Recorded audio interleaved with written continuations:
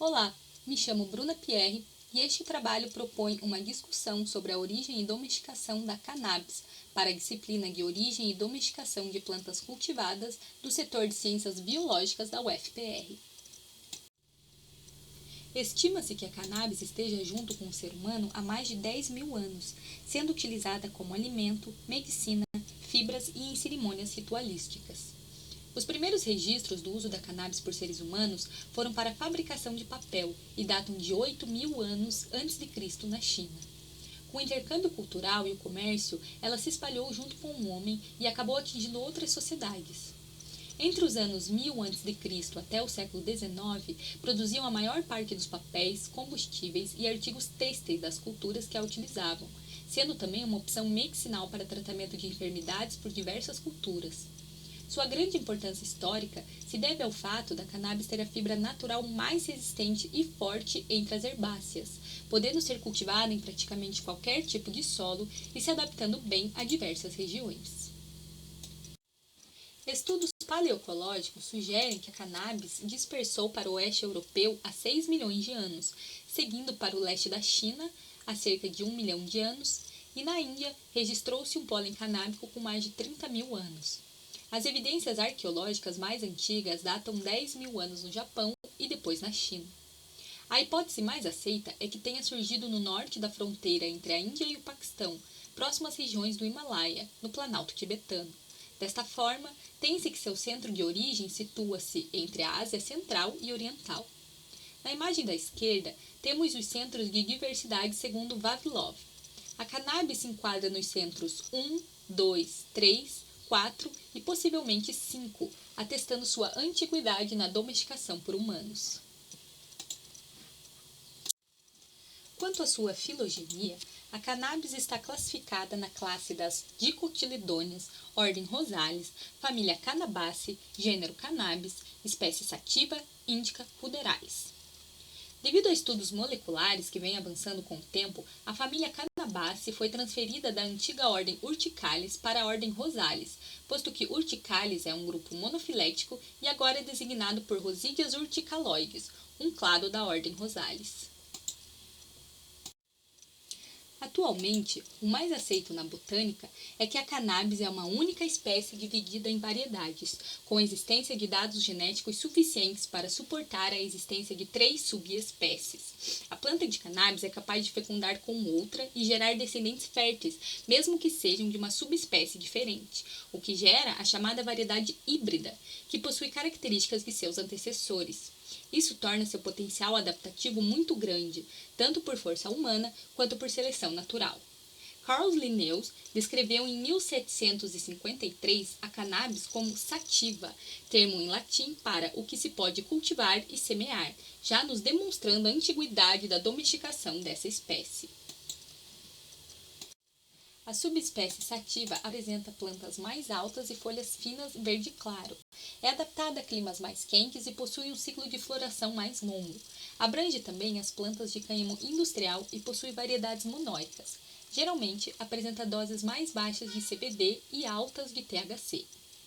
A índica apresenta plantas mais baixas e ramificadas, com folhas largas e escuras.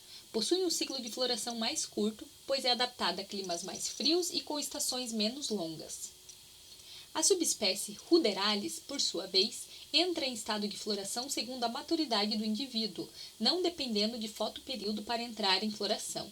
Pode-se ir da semente à colheita em pouco mais de um mês, e é a subespécie aparentemente mais silvestre, contendo pouco THC e níveis insuficientes de CBD para uso medicinal. No entanto, é preciso considerar que a alta hibridização dessas variedades culmina numa diversidade enorme dos níveis de THC e CBD presentes na planta. Desta forma, conforme a necessidade do cultivador e a utilidade após a colheita, é que o cruzamento vai definir se a planta terá mais THC ou mais CBD, se será utilizado seu cânhamo, óleo ou para uso recreativo. Quanto à nomenclatura utilizada para designar a cannabis, é importante salientar que hemp refere-se à variedade utilizada para a obtenção de cânhamo e óleo, pois possui níveis baixos de THC e níveis elevados de CBD, ou canabidiol, utilizado para fins medicinais. enquanto marihuana refere-se à variedade com altos níveis de THC e com as quais se hibridizam outras variedades a fim de se obter níveis mais elevados do composto psicoativo tetrahidrocannabinol. Neste contexto, segundo o artigo de Robert Clark e Mark Merlin, temos a taxonomia da cannabis de acordo com seu biotipo, sendo as variedades das cultivares conhecidas como sinsemídeas por não possuírem sementes, sendo perpetuadas através de clones. No mapa, vemos onde são cultivados cada biotipo.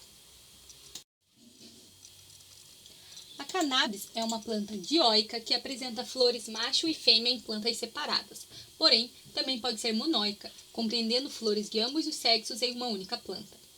As sementes são pequenas e de massa bastante variável, germinam e crescem em solos bem drenados e ou perturbados, preferindo solos abertos e ambientes ensolarados, com nutrientes e água em abundância. Os estames da flor masculina são geralmente mais altos, mas menos robustos que os pestilos das flores femininas. Produzem aquênios com perianto muito fino. As sementes parecem camufladas devido ao padrão do perianto e potencialmente à venação do pericarpo, supostamente influenciado pelo solo e geografia do ambiente. São sensíveis ao fotoperíodo e requerem períodos de escuridão cada vez maiores, com dias abreviados, para iniciar a floração em plantas masculinas e femininas. Flores masculinas amadurecem mais rápido e morrem mais cedo do que as flores femininas, dada a chance de ser polinizada por abelhas ou pelo vento. A flor feminina produzirá um aquênio que se desarticula quando maduro e permanece adormecido até a primavera seguinte.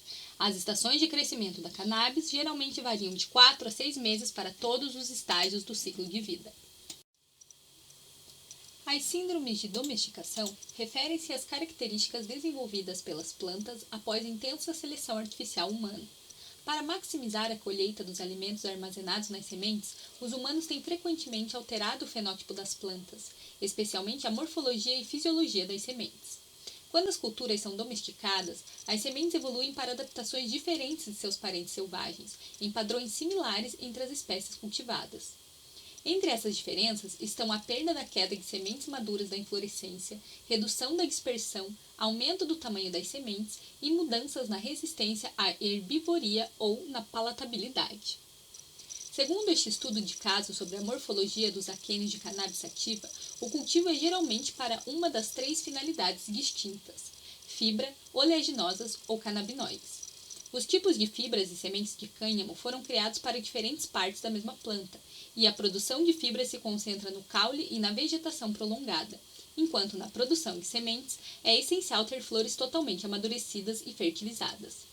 A hibridização entre as variedades de cannabis permite que as mesmas se adequem às necessidades dos cultivadores, como menor porte para o cultivo indoor, florescimento mais rápido e níveis maiores de THC ou CBD. A seleção humana para fibras e canabinoides ocorre há gerações, ao contrário da seleção artificial para aquênios, muito recente e limitada à produção de sementes oleaginosas. A cannabis sativa dispersa uma única semente contida dentro de uma fruta não carnuda, conhecida como um aquênio. Os aquênios contêm uma semente coberta por uma fina e durável parede chamada pericarpo, com 3 camadas distintas: o exocarpo, mesocarpo e endocarpo. No interior do pericarpo há um embrião branco que, se germinado, dará origem à plântula. Aquênios de cannabis domesticada, quando comparados a parentes selvagens, eram maiores e careciam de um perianto. As variedades cultivadas tinham pouca atenuação basal, se tivessem, e eram envolvidas em uma zona de abscisão pobre. Autores consideram a hipótese de que cultivadores antigos podem ter enterrado sementes mais profundamente como estratégia para evitar herbívoros, e essa estratégia de plantio pode ter sido selecionada inconscientemente para sementes maiores em populações de plantas domesticadas.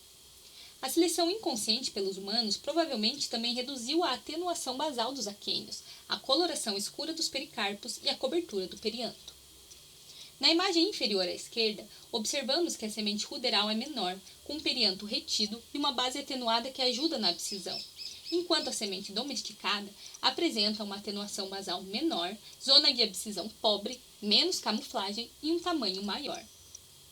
A variedade cafernistânica, na imagem à direita, foi descrita por Vavilov e tem altos níveis de THC, ao mesmo tempo em que apresenta uma morfologia da semente semelhante às parentes selvagens de cannabis.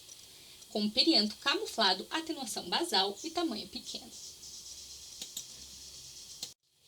Em comparação com as plantas ruderais, os genótipos dos aquênios domesticados, tanto de cânhamo e oleaginosas como de marihuana, tendem a ser maiores e mais pesados.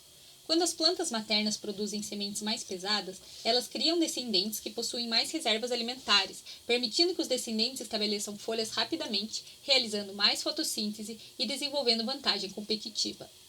A seleção artificial tem enfatizado esta característica nas culturas para promover o rendimento da biomassa acima do solo e, talvez secundariamente, o aumento do valor alimentar dos aquênios.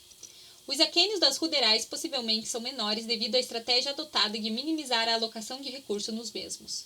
Em comparação com as plantas ruderais, os aquênios das culturas domesticadas carecem de uma base atenuada. Uma base atenuada em sementes ruderais está ligada a uma zona de abscisão bem desenvolvida, que facilita a desarticulação da inflorescência logo que amadurece. Isto pode minimizar o período em que são suscetíveis à predação por aves, que tendem a consumir sementes das inflorescências porque são mais aparentes quando fixadas à planta. A falta de uma base atenuada em aquênios domésticos corresponde à tendência dos aquênios em permanecer na planta, pois a maturidade facilita a colheita dos grãos. A atenuação basal pode ser característica que mais prevê a fratura, uma característica importante durante o processo de domesticação. A força necessária para fraturar os aquênios aumentou proporcionalmente à espessura do pericarpo. Comparado com os aquênios de plantas ruderais, o pericarpo de plantas domesticadas eram mais grossos e mais resistentes à fratura, possivelmente relacionado à colheita humana.